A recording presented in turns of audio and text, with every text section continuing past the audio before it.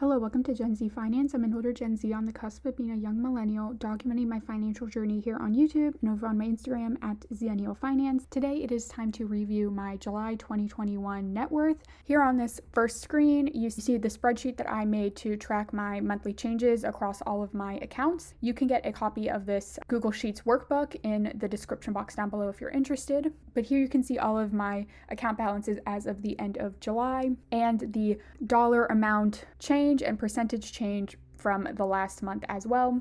I also have a column to track how much I actually contributed to the account for that month. So in July, I contributed $2,300 to my 401k, and that is because it was a 3-paycheck month for me. So normally I do $1,500, but with that extra third paycheck, that was an extra $750 that went into my 401k. HSA, the $258 as normal. Roth IRA, I did $1,200, and that's because I'm trying to focus on my Roth IRA account a little bit more. So with that extra paycheck, I put an extra $500 into my Roth IRA just to kind of help max this out a little bit earlier. I was planning to just do $500 a month and max it out by the end of the year, but now I'm trying to front load it just a little bit more. So like I said, I have this for all of my accounts, and this also includes my liabilities, which is just really my credit card. And then this all feeds into my overall net worth and this net worth dashboard that I have. So this takes all of the numbers that are on that previous sheet and kind of puts a visualization to them. So we're going to zoom out so we can see more of it. So in total, my ending July net worth is $76,223. That equates to $76,670 in assets and $472 in liabilities, which again is just the remaining balance on my credit cards that's rolling over to next month. And we're going to blow up this asset by account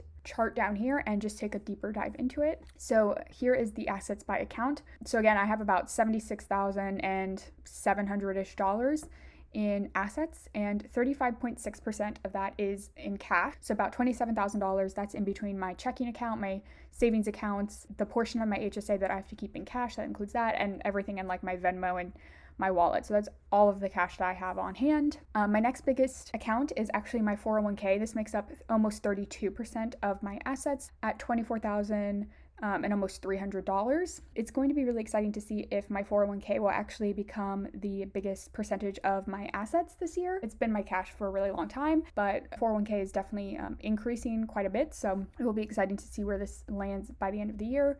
My third biggest account by balance is my Roth IRA. This is just under 17% of my assets, and it's almost $13,000. The next account is my brokerage account at Vanguard. This is just a normal taxable account, and that is at 8.2% or $6,300, followed by my HSA. This makes up 7%, and that is $5,400. And then finally, I have a small pre-tax retirement account that I had through my previous part-time job. It has about $385 in there, makes up less than 1% of my assets, and hopefully I can roll this over into another existing account soon so that I can just kind of get rid of this because it's so small. I think I'll just roll it over into my 401k. Okay, so that is my assets by account. And then if we just come over here, you can see in total I invested over $3,800 this month. Again, a lot of that is because I had that extra paycheck, so extra went into my 401k and then extra went into my Roth IRA as well.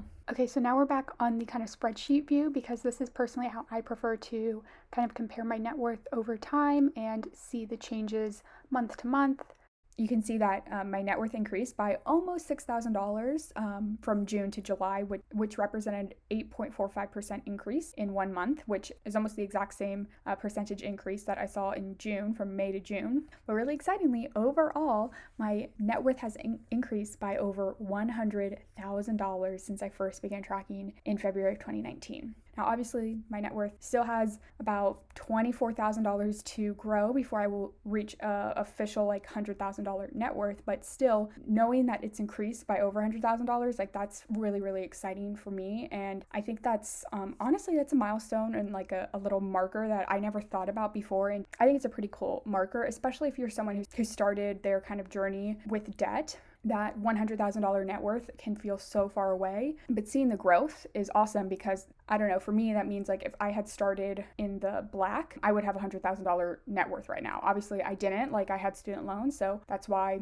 I'm still only about $76,000, but that's still really cool. That shows me I can do this. So that $104,000 increase represents a 370% increase for the entire time. And then so far in 2021, my net worth has increased by $33,000, which is a 77% increase. So I did kind of want to go over my savings rate for July as well. So in total, my gross income for the month was $7,375.30. And this consisted of 3 paychecks from my full-time job, 1 paycheck from my part-time job, about $70 in interest and cash back, $110 in referrals from M1 Finance, and that's it. So in total, like we talked about, I invested $3,800. So that means that I invested 51% of my gross income for the month. And this is highlighted in green because that hits my goal. I always want to try to invest at least 50% of my gross income for the month. And so I was able to achieve that in July. So again, this is looking at my gross income. So this next percentage looks at my net income.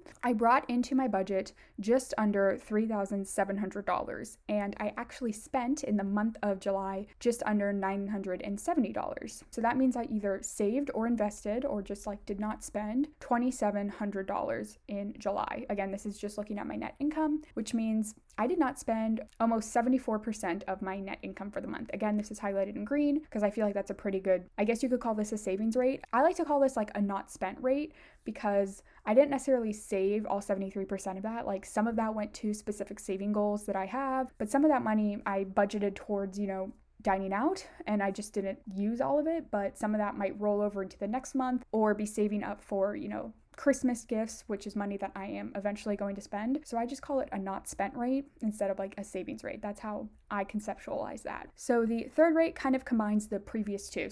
So the first one looks at my gross income, but is looking at just what I actually invested. The second one is looking at just my net income and is including all of the money that I did not spend. So the third rate kind of combines the previous two. So again, we're looking at my gross income of $7,300, and in total, I either invested straight from my paycheck through 401k, HSA, deductions, things like that, or after I got my paycheck, putting money into my Roth IRA or my brokerage account, or just did not spend $5,300 and almost $50. That gives me a total not spent rate based off of my gross income of 72.5%. So the next thing that we're going to look at is my withdrawal rate tracker. So in total, I have about $49,300 in assets. And so this spreadsheet just kind of does the calculations about how much that would be if I withdrew 4%, 3.5%, or 3%. And these are just like the common, what they call safe withdrawal rates. If you are wanting to live off of your invested assets or your portfolio, this is the kind of math that is commonly out there of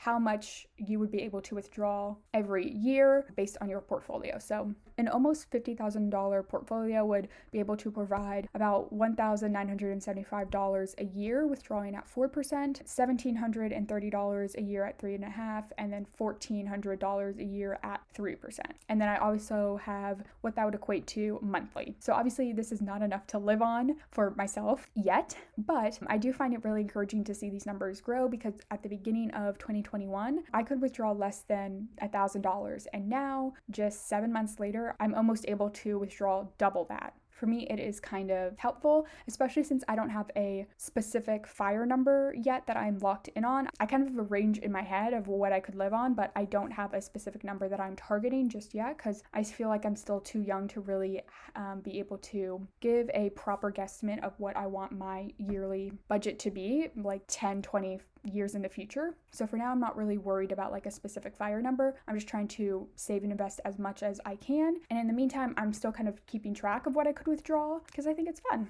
So I think that is going to be it for this video. Just a quick kind of check-in on my net worth and a look at my savings rate for the month of July. I want to thank you all so much for watching. I hope July was a good month for you. I hope y'all are staying safe and healthy and that you have a good day.